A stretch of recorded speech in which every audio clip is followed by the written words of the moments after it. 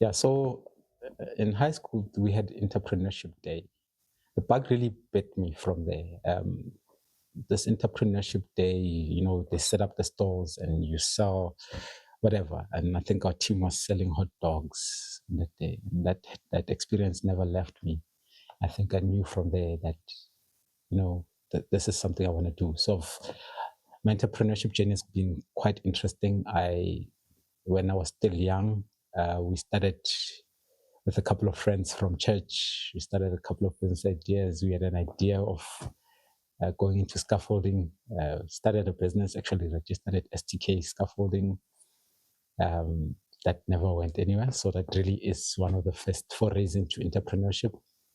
Then I came up with a concept to say, let's sell chocolates, to raise funds for a bigger dream that we had at the time. The brothers can attest to that. And yeah, that also never worked out. And then later on, when I was still working either as a teller or as a data capturer, I started a business called Seller Investments Group, which was focused on glass recycling. So business I started with my family and a couple of close friends. That also didn't work out. Also started a company called Mhlodi Events Group with some of my other friends from my previous employer. That also didn't work out. And I've started a couple of businesses along the journey. So Lead Movement was one of the first entities that really took shape, took long to put together as a business. But that's one of the enterprises that's really stood the test of time. And because of the success of Lead Movement, CEO Lifestyle and Upgr8 was born out of that business finding its feet. So the journey hasn't been easy. It's been a lot of failures. If you go to the CIPC, you'll see many entities that are registered, that got deregistered. But all in all, the journey has been of growth, of self-discovery.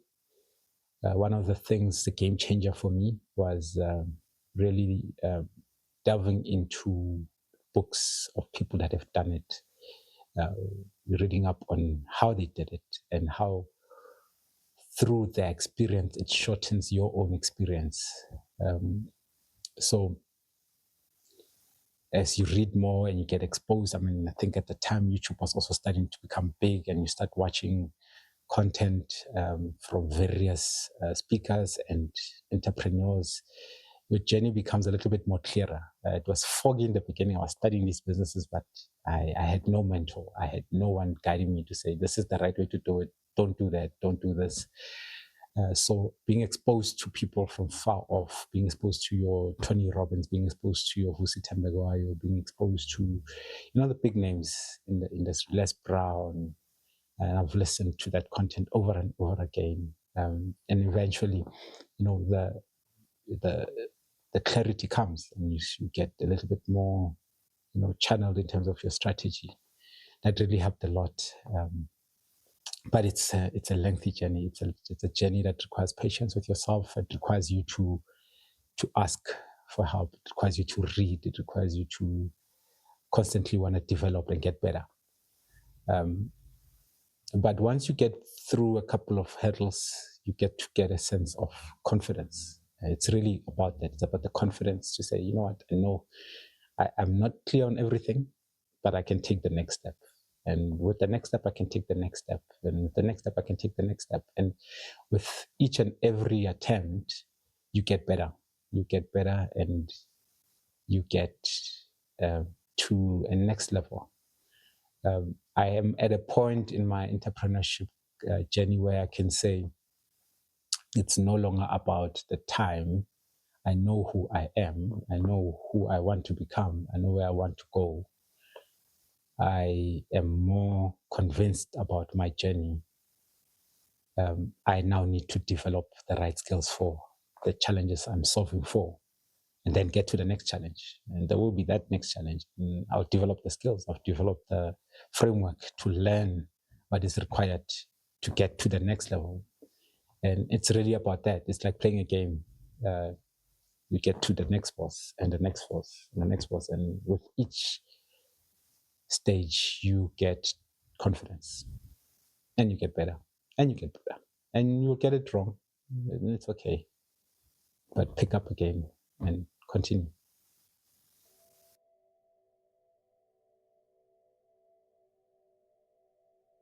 So I think I've shared the fact that most of the business that I've started with a team. The biggest challenge in my journey has been, maybe let me start with the root cause of the challenge. I've always had a challenge in terms of my self-worth. I've never felt like I could do it by myself. And that has led me to work with various people along my journey. If you are on the journey of entrepreneurship and you are working on starting a team, the biggest challenge you'll have is the team. Putting together a team of people that have the same vision as you, and them buying into your vision and also adopting the same, call it work ethic and aspirations as you. I've been very fortunate that the people that I'm working with now have been with me for some time.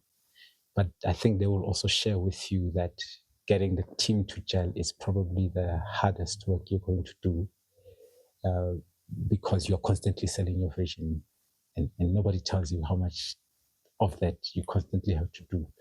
Constantly sell your vision, constantly keep the team on the same page, ensure that there's synergy in terms of the idea.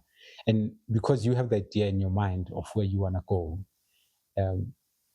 your team doesn't see what you see. So how do you relay that information, and how do you keep them on the straight and narrow while respecting their autonomy?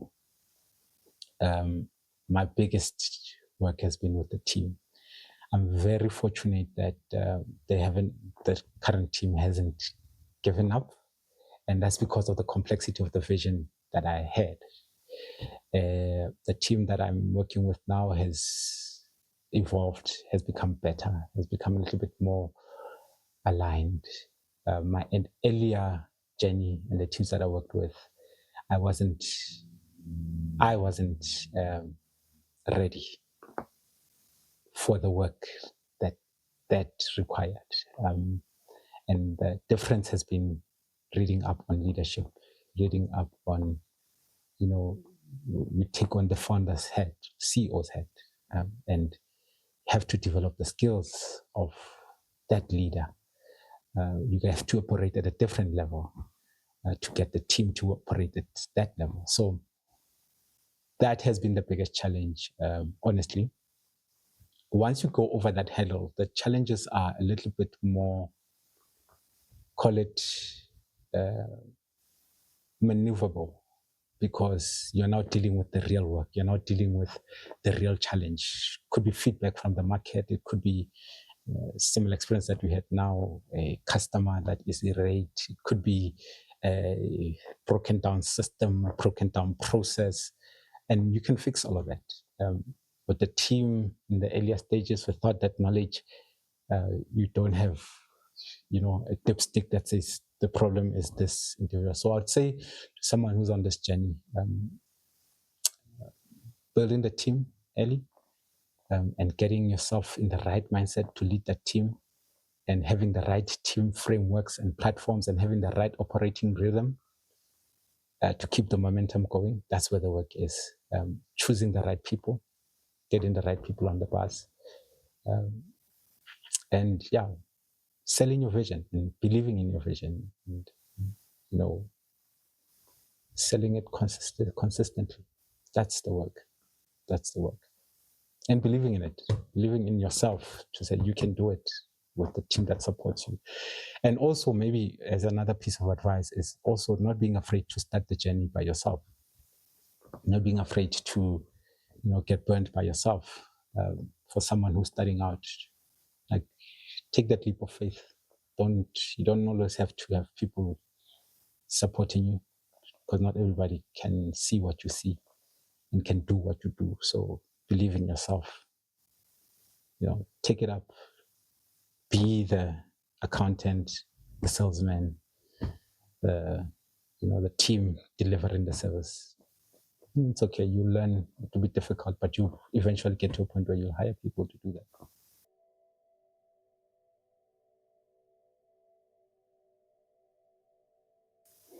So my vision with Upgr8 is, so we're starting off with the earlier vision, which is around the book and the communities that we work with. I see Upgr8 becoming much more involved in the communities, particularly in sports. I see media coming up.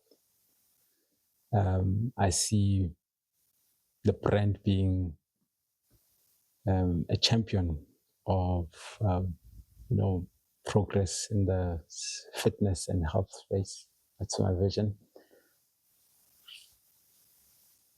Yeah, I see Upgr8 being a very sustainable and a well-oiled machine. I want to create jobs, without a doubt. I want Upgr8 to be a vehicle for employment. But my passion is to develop leaders. I want Upgr8 to develop leaders in the sports fraternity, in the entrepreneurship fraternity. Other entrepreneurs coming up because of the work that we've done. The 100,000 lives that we want to impact, we want those people to be the next, to do bigger than what we are seeing. So the brand itself, it's in the right hands. It's in the right hands. The team behind the brand, I see things that maybe I haven't even thought of, but the brand will be there, and it will be bigger than what I saw.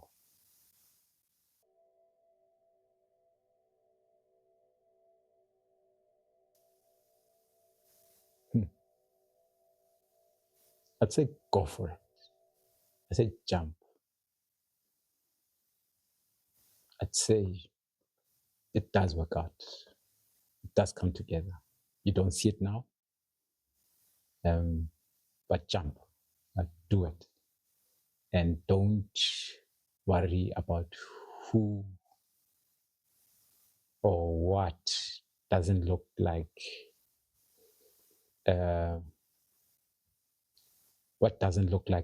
might transpire. But you're in 2025, 2026, 2027, you are a person who can do it. But if you can start in 2008 and do it, that is the right time. You don't need validation. So 2008, 2025, that journey could have been shortened. It had a lot of hiccups because of that self-doubt, self-worth, not having belief in yourself. But no one is going to give it to you. No one is going to believe in you if you don't believe in you. So do it. Maybe I'm using the Nike line here, but just do it. Go ahead, believe in yourself, and you will do it, actually.